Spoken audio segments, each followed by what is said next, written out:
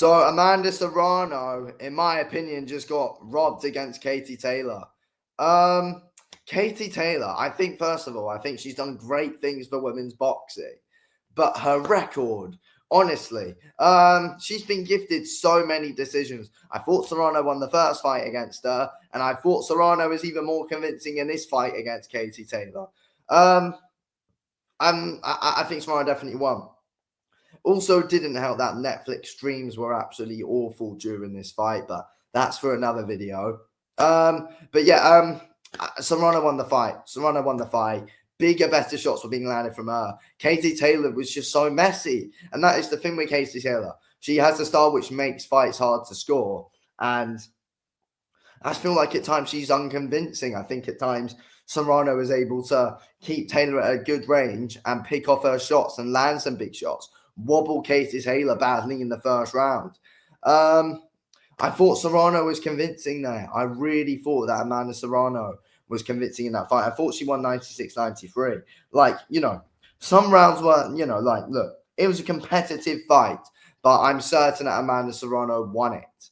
That's my opinion. It was competitive, but I think Serrano won the fight. I thought the best work came from her. The way better shots were being landed. The power was all in Serrano's shots. And, how does Katie Taylor also win with a point deduction? Like, she had a point deducted and somehow still won the fight on the judges' scorecards. That's something that I don't understand and will never understand. I don't know. I feel like Katie Taylor has so many decisions just gifted to her so much of the time. And it is frustrating to see because there's, wins on that resume of hers that should not be wins. And two of those are against Amanda Serrano, in my opinion, especially today's one. I mean, it's a good fight. It was a good fight. But Taylor's work's just so messy. Serrano was so much more convincing with her work.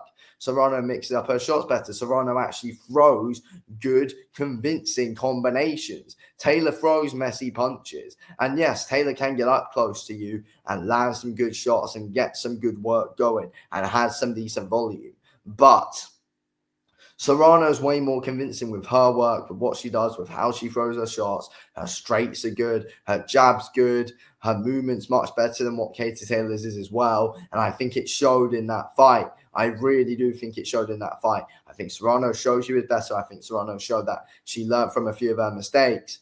And, at times didn't fully engage in Katie Taylor's brawling style. So I thought Serrano did enough to win the fight. Serrano was able to stick to her game very well, especially early on in that fight.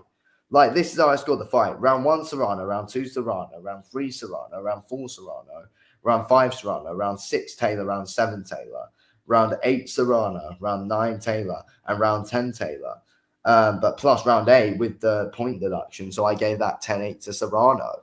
So, I think the whole thing's really strange. I think the whole thing is really, really strange with how the judges scored the fight. I just feel like they're out their bloody minds. I feel like the judges are out their minds with how they scored that fight.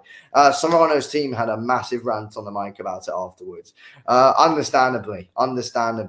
But, they were moaning a lot about Katie Taylor's headbutts and all that. And Katie Taylor, in ways, has that Josh Warrington style where she likes to really get up close to you and get her work in. At times can put her head into you. I don't think she fully does it intentionally. She just really likes to get up close and her shots, and at times can be quite messy with her head when she's coming in. And that's what, and she did cause a big cut on Serrano's above her eyebrow with a headbutt as well. I mean, it's unintentional. I don't think it's unintentional. Taylor's not, she's not going convincingly for headbutts. It's just that with Taylor's style, heads clash a lot.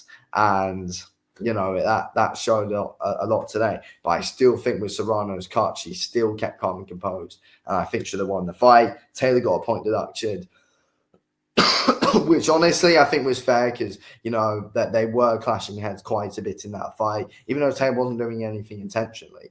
But I think it was fair because the heads were clashing a lot. So I get why the referee did it.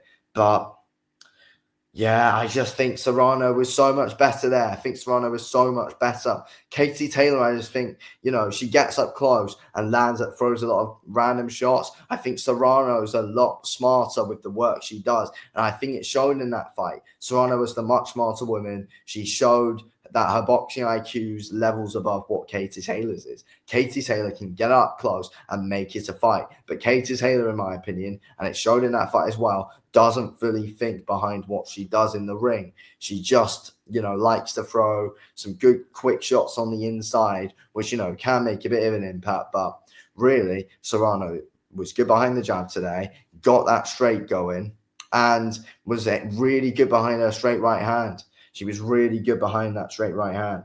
And the power shots came from Serrano. Rocked Taylor a few times. Had Taylor in big trouble at times. Had her on the ropes. Yeah, I really do think that Amanda Serrano was really hard done by there. And I also don't understand it as well, because I said in my prediction video, even if it is a close fight, I was thinking the judges are going to be on Serrano's side more anyway. But no, I was very bloody wrong. I was very wrong with that.